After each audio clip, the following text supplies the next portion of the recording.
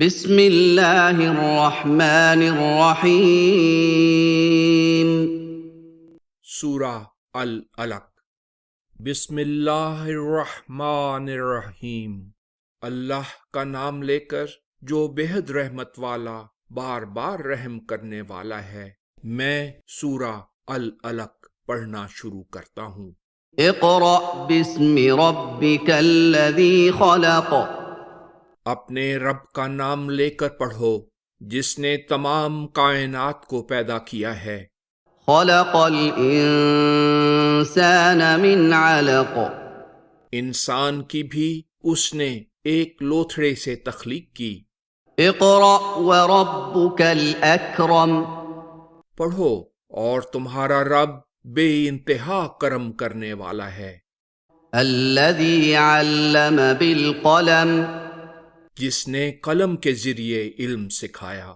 علم الانسان ما لم يعلم۔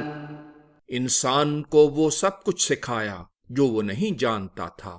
کلا ان الانسان لیطغی۔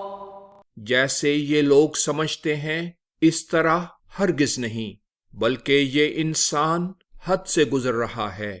ان رآہ استغنی۔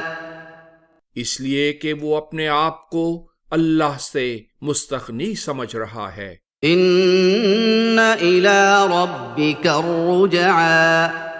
جبکہ حقیقت یہ ہے کہ سب کو تمہارے رب ہی کی طرف پلٹ کر جانا ہے۔ ارأیت الذی ینہی۔ کیا تم نے اس شخص کی حالت پر غور نہیں کیا جو روک ڈالتا ہے؟ عبدا اذا صلی۔ ایک عبادت گزار بندے کے لیے جب وہ بندہ نماز ادا کرتا ہے۔ ارأیت ان کان علی الہدی۔ بتاؤ تو صحیح، اگر وہ عبادت گزار بندہ سیدھے راستے پر ہے او امر بالتقوی۔ اور تقوی کی تلقین کرتا ہے۔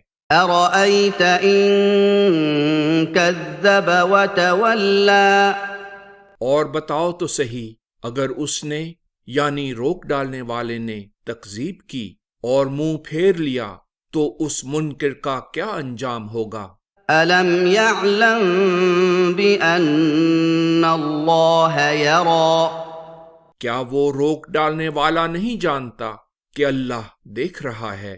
کلا لئن لم ینتہ لنسفعا بالناصیہ۔ جیسے یہ منکر چاہتا ہے اس طرح ہرگز نہیں ہوگا۔ اگر وہ اس کام سے باز نہ آیا تو ہم اسے پیشانی کے بالوں سے پکڑ کر کھینچیں گے۔ ناصیۃ کاذبۃ خاطئہ۔ جھوٹی خطا کار پیشانی کے بالوں سے۔